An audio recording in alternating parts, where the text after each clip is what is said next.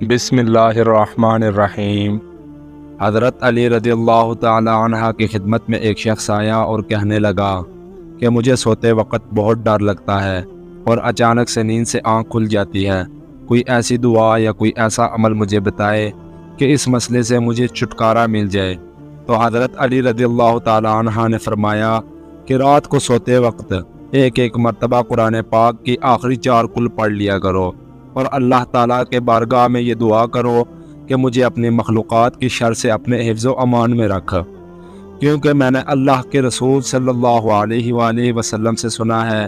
کہ جو شخص اس دعا کے ساتھ سوتا ہے تو ہر قسم کے نحس طاقتیں اس انسان سے دور رہتی ہے اور یوں وہ انسان اللہ کے حفظ و امان میں رہتا ہے۔ ہر قسم کا ڈر اور خوف اس انسان کے دل و دماغ سے ختم ہو جاتا ہے، اور جو شخص اس 4 کل کو روزانہ کا معمول بنا لے تو وہ ہر قسم کی شیطانی رکاوٹوں سے محفوظ رہتا ہے۔